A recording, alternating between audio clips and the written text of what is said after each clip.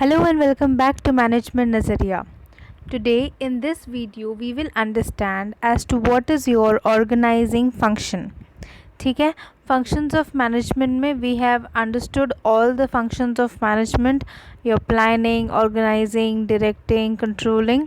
Now in detail we are going to understand each and every function. If you have not watched the previous videos, please do watch those videos. They will be helpful in understanding the concepts. So now let's understand as to what is your organizing.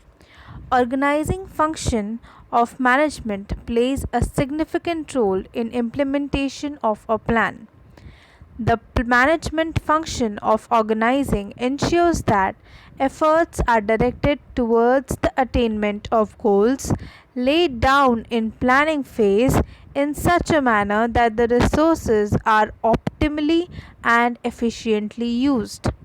Now, in the first function of planning, we had already discussed कि planning हम कैसे start करते हैं. जब भी हम कोई planning start करते हैं वे ऑलवेज कीप इनटू इम्पोर्टेंस कि हमारा गोल क्या है, हम चाहते क्या हैं, राइट. तो हम अपने गोल को ध्यान में रखते हुए प्लान करते हैं. Step by step each and every step is being planned clearly, right. अब हर स्टेप को कंप्लीट करने के लिए और हर स्टेज को पार करने के लिए हम कुछ चीज़ों का रिक्वायरमेंट होता है, नीड होता है. तो उन सभी चीज़ों को ऑर्गेनाइज करना हो सकता है वो स्टेशनरी हो सकता है वो ह्यूमन हो सकता है वो लेबर हो सकता है वो मशीनरी हो, कुछ भी, राइट.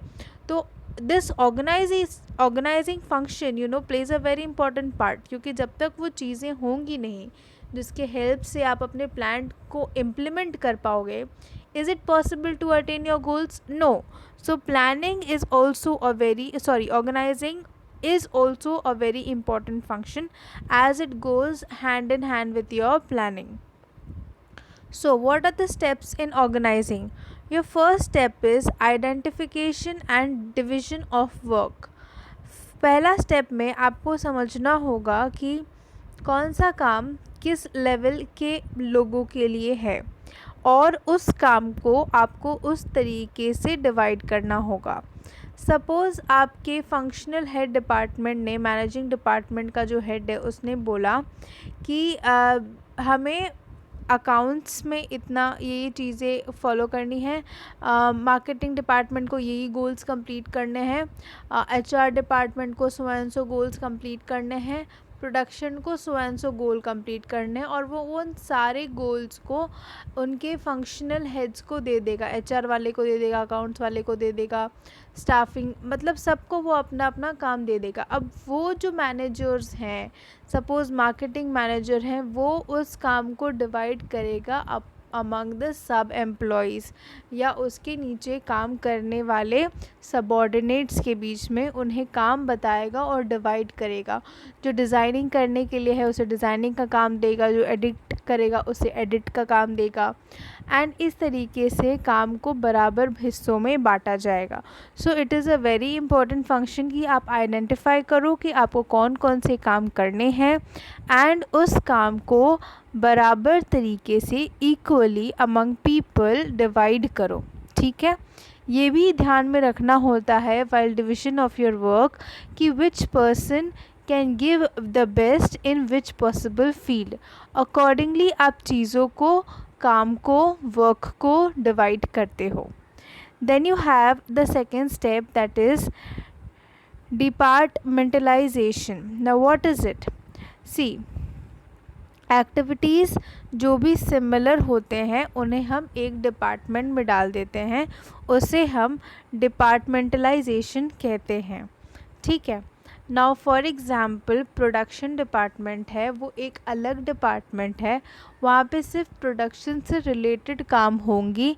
रॉ मटेरियल्स को फिनिश गुड्स में कन्वर्ट किया जाएगा. वहाँ पे कोई मार्केटिंग का काम नहीं है, कोई अकाउंट्स का काम नहीं है, कोई डेबिट क्रेडिट नहीं होना है, वहाँ पे वैसा कोई एक्टिविटी नहीं होना है. Hence we say that departmentalisation is something, वहाँ पे कॉमन काम को, कॉमन वर्क को, कॉमन एक्टिविटीज़ को एक साइड कर दिया जाता है. ठीक है. Then the next step is assigning of duties or assignment of duties.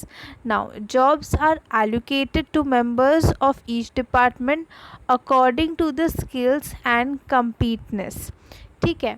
Organisation में बहुत सारे तरीके के लोग होते हैं और हर इंसान का अलग एक्सपर्टीज़ होता है, अलग इंटरेस्ट होता है, अलग एक्सपीरियंसेस होते हैं, और उन एक्सपीरियंसेस, एक्सपर्टीज़ और पढ़ाई और बहुत सारी चीज़ें होती हैं, पैरामीटर्स होती हैं जिनके बेसिस पे हमें उन्हें काम अलॉट करना चाहिए. हर एम्प्लॉय को वही काम देना चाहिए जिसमें वो अपना बेस्ट दे सके. The work must be assigned to those who are fit to do that work and perform well, right. Then comes your establishing reporting relationship. Now what is your establishing reporting and relationship?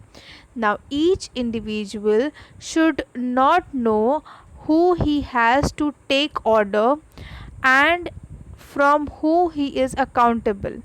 The establishment of clear relationships to create a hierarchical step and helps in the coordination among members. यहाँ पे not नहीं आना चाहिए. each individual should know who he has to report. This not is wrong, okay? So please take that into consideration. I'm sorry, वो type करते वक्त तो mistake हो गया. So not should not be there. तो every person in the organization उसको पता होना चाहिए कि उसको किसे जाके रिपोर्ट करना है, और बॉस या हेड एक ही होना चाहिए. When you have multiple bosses, चीज़ें डुप्लीकेट हो सकती हैं, मतलब एक ही काम को दो इंसान कर सकते हैं, कन्फ्यूजन क्रिएट हो सकता है, हैसल एंड बैसल क्रिएट हो जाएगा, तो आप अपने गोल को अचीव नहीं कर पाओगे. ऑर्गेनाइजेशंस अपने ऑब्जेक्टिव्स को अचीव नहीं कर पाएगा. हेंस इट इज़ इम्पॉर्टेंट कि किसको रिपोर्ट करना है, कौन किससे सुपीरियर है, किसका कौन सबऑर्डिनेट है, ये सारी चीज़ें, ये सारे क्वेश्चंस क्लियर होने चाहिए. Now let's understand the organisation structure. The organisation structure is defined as the framework within the managerial and operating task to be performed. It is specified that relationships between people, work, and resources. It enables an enterprise to function as an integrated unit by regulating, coordinating, and all the responsibilities of the individuals as well as the department. Organisation क्या structure क्या होता है, basically पता है organisation structure में क्या होता है. क्लियर कर देता है सीनियरिटी बेसिस को, क्लियर कर देता है कौन किसका सबऑर्डिनेट है, क्लियर कर देता है फैक्ट्स कि आपको किसको रिपोर्ट करना है. तो when that structure is clear ना, you know how to behave and what you have to do. And जब ये दोनों चीज़ें, your responsibilities of individual basis पे भी और ऑर्गेनाइजेशन के बेसिस पे भी क्लियर होती हैं, then achievement of goal becomes easier. Now there is something known as span of management. It refers to the number of subordinates that can be effectively managed by a superior. Span of management is nothing but it explains कि कितने subordinates होने चाहिए एक superior के अंदर. Organisation structure को अगर आप अपने डेली लाइफ से रेफ़र करना चाहते हो, so see we have a great grandfathers, then we have a grandfather, then we have a father and then we come. तो क्या है, एक हायरार्की है. ग्रेट ग्रैंड फादर्स की बातों को हमारे ग्रैंड फादर्स जो है वो कभी नो नहीं बोल सकते. They have to obey their words. And हमारे जो ग्रैंड फादर हमारे फादर को जो इंस्ट्रक्शंस देंगे या समझाएंगे या डांटेंगे, they have to obey them, right. And we have to obey and respect our parents. तो we know ki how to talk, where to talk, we know our responsibilities in a family, and accordingly we work, right? Accordingly we behave. In the same manner, organization may be, firm may be, it is a whole of a family together. तो उसमें कैसे किसे कौन सा काम कैसे करना है, किसे रिपोर्ट करना है, organization structure makes that clear. Now, types of organizing structures. There are two types. Your first type is your functional structure, where the organization is being designed or grouped according to the functions. ठीक है, अलग अलग operations के लिए, अलग अलग activities के लिए लोगों को डिवाइड कर दिया जाता है. Like you can see in this picture here, you have a managing director as the head, and there are various functional departments like the HR department, the marketing department, the research department, the purchasing department. So do you get this in the picture कि functional head मतलब function के अनुसार चीज़ों को group कर देना.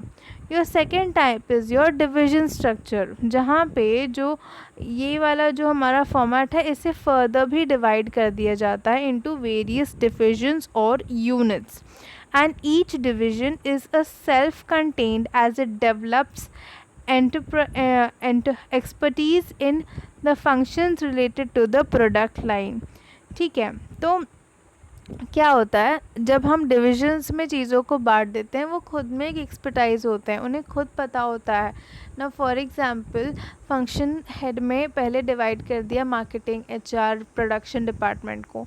Marketing department में बहुत सारे अलग डिपार्टमेंट होते हैं, like the edit department, the designing department, the writing department. तो उस डिपार्टमेंट में भी काम करने वालों की अपनी एक्सपर्टाइज होती हैं, अपनी नॉलेज होती है, जिसके कारण when these divisions work together and give 100%, the functional head also gives 100%, and when the functional head gives 100%, overall the organization also gives 100%. So do you understand? That's simple.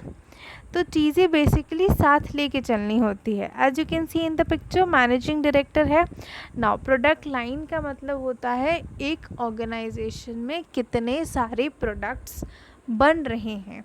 For example if you take into consideration your HUL, Hindustan Unilever Limited, तो वो soaps manufacture करती है, वो shampoos भी manufacture करती है, वो आपके डेली जो हम ग्रोसरी है उससे भी रिलेट करती है. तो अलग अलग प्रोडक्ट लाइन में रिलेट करती है, और उस हर लाइन का अलग HR department, marketing department, research and development, purchasing department. तो उससे क्या होता है कि there is a inter competition also which is been created. हमेशा garments department will try its level best to compete with that cosmetics department, ताकि उनका cell अच्छा हो. तो उस कंपटीशन के कारण there is a healthy environment that has been created in the organization, जिसके हेल्प से the organization can flourish, can move further and can go towards development, growth and profits. So I hope आपको ये पूरा lecture समझ में आ गया होगा. If you have any doubts, any query related to this video, please do comment below in the comment section. Thank you for watching this video. Do like, share and please subscribe towards my channel. Never stop thinking and keep innovating.